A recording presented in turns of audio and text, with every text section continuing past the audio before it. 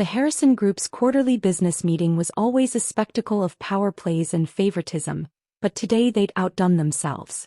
I stood in the doorway of our mahogany-paneled conference room, watching my brother Marcus arrange nameplates for the important attendees. "Oh, Emily," he said without looking up, his designer suit perfectly pressed. "The kitchen's through there. We need coffee service for 20 executives. Make it good. We have potential investors coming." I smoothed down my simple black dress, a custom Armani that cost more than his monthly salary, though he'd never recognized that. The irony of the situation almost made me smile. In less than an hour, those potential investors would learn they were actually meeting with my representatives. "Of course, Marcus. Anything else?" I kept my voice carefully neutral, thinking about the documents waiting in my private office downtown. The ones that would turn his world upside down. "Yes, actually." He finally looked up, that familiar smirk playing across his face. "Dad wants you to use the service entrance from now on. Can't have the cleaning staff walking through the main lobby. Bad for our image." Cleaning staff. That's what they'd reduced me to in their minds. Never mind that I'd graduated top of my class from Wharton, or that I'd spent 5 years learning every aspect of business while they weren't watching. To them, I was just the family disappointment who refused to know her place. I turned toward the kitchen, but my sister Victoria blocked my path.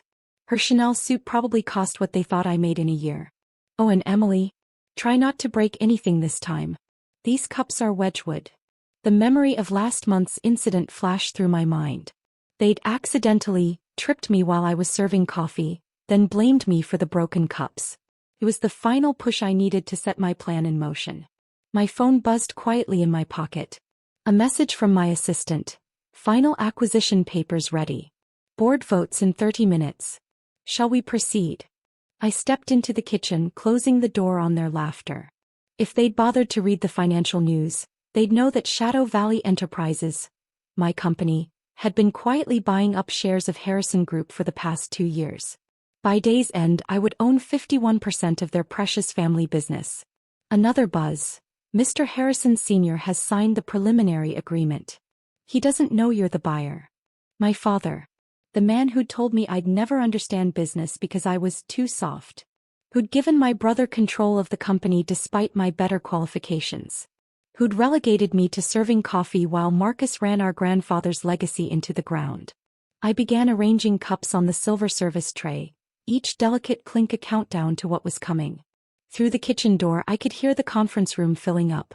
Marcus's voice carried clearly as he greeted the investors. "Welcome to Harrison Group. We're excited to discuss this new partnership opportunity." If he only knew those investors were actually my lawyers, there to witness the transfer of power. My phone buzzed one final time. "Board vote complete. Acquisition approved. You now own controlling interest in Harrison Group. Shall we inform the family?" I picked up the coffee tray, my hands steady despite the adrenaline coursing through my veins. "Wait for my signal," I typed back. Opening the kitchen door, I entered the conference room just as Marcus was beginning his presentation. He barely glanced at me as I set down the tray. "As you can see, Harrison Group is poised for exponential growth." He gestured to charts that I knew were grossly inflated. Charts I would soon prove false. My phone rang, the sound cutting through his pitch. Marcus glared at me. "Emily, honestly, can't you even serve coffee without disrupting?" I answered, putting it on speaker. "Yes, ma'am." My assistant's voice filled the room. "The acquisition is complete. Shadow Valley Enterprises now owns controlling interest in Harrison Group. Shall we proceed with management changes?" The room went silent. Marcus froze mid-gesture. Victoria's coffee cup clattered against its saucer. I smiled, finally allowing myself to savor the moment. "Yes," I said clearly. "Please proceed with all plan changes. Starting with the board of directors." The silence that followed felt like shattered glass, sharp, dangerous, and impossible to ignore. My father stood up slowly from his chair at the head of the table, his face transitioning from confusion to rage. "What is this?" he demanded. "What kind of joke are you playing?" I set down my serving tray and pulled a folder from my bag, the same bag Victoria had mocked as clearance rack last week. "No joke, Dad. Perhaps we should review the numbers." Marcus lunged for the folder, but one of my investors, actually my chief legal counsel, smoothly intercepted him. I wouldn't do that, Mr. Harrison. These are official acquisition documents. Acquisition. Victoria's voice cracked. But we're meeting with investors about expanding our tech division. I began distributing copies of the folder's contents around the table. No, you were supposed to be meeting with investors. Instead, you're meeting with my team. Shadow Valley Enterprises has just completed its acquisition of Harrison Group. We now own 51% of all shares. Shadow Valley? My father's face paled. But that's the company that's been revolutionizing the tech industry for the past 3 years? I finished for him. The one you dismissed as irrelevant when they first started buying shares? Yes, that's mine. I founded it with my trust fund, the one you tried to block me from accessing. Marcus grabbed the documents, his hands shaking. This can't be legal. We would have known if someone was buying up our shares. Would you? I pulled up the company's financial records on the conference room screen. You've been so busy playing executive that you missed the systematic acquisition of shares through various shell companies. Each purchase small enough to fly under your radar, but together. I gestured to the total. Well, the numbers speak for themselves. Victoria stood up, her designer heels wobbling. But you're just a. Just what, Victoria? The family failure? The coffee girl? I walked to the head of the table, my father's spot. I spent 5 years learning this business from the ground up while you all laughed at me. I learned our weaknesses, our vulnerabilities, and most importantly, I learned how to wait for the perfect moment. My phone buzzed again. Security teams are in position, my assistant texted. HR has the termination papers ready. You see, I continued, sitting in my father's chair, while you were all busy mocking my servant position, I was building something bigger than Harrison Group ever was. Shadow Valley's market cap is 10 times what this company is worth. My father found his voice again. You can't do this. I'm still CEO. The board. The board just voted to accept the acquisition. I cut him off. They know Harrison Group is in trouble. Your leadership, I looked at Marcus, has driven this company to the brink of bankruptcy. Those growth projections you were about to present? Pure fiction. I pressed a button on my phone and security entered the room. Not Harrison Group's security, mine. Now, let's discuss the changes that will be implemented immediately. I opened my laptop. First, the board of directors will be restructured.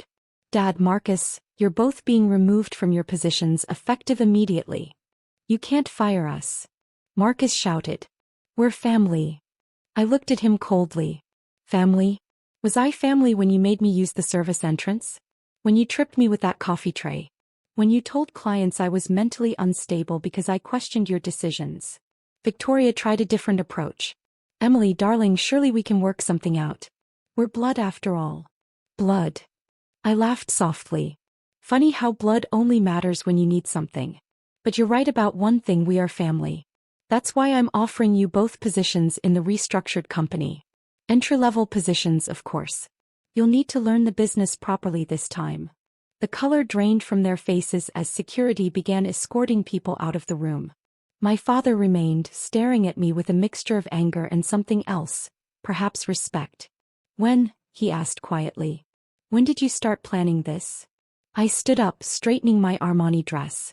The day you told me I'd never understand business because I was too soft. The day you gave Marcus control despite knowing he wasn't ready. The day you decided that your daughter's only value was in serving coffee. The next few hours were a blur of activity. Security escorted Marcus and Victoria from their offices while my team began the immediate transition of power. I watched from what was now my office, formerly my father's, as they carried out boxes of personal belongings, their designer clothes and perfect composure now decidedly rumpled. My assistant Sarah entered with a stack of reports. The initial audit confirms what we suspected. Marcus has been falsifying financial reports for months. The company's actual position is worse than we thought. I nodded, unsurprised. And the offshore accounts? Found them. He's been siphoning company funds into personal accounts. Your father either didn't know or chose not to see it. The door burst open as my mother stormed in, her face flushed with anger. What have you done? Your father is devastated. Marcus hasn't stopped crying and Victoria. Is probably realizing her credit cards have been frozen, I finished calmly.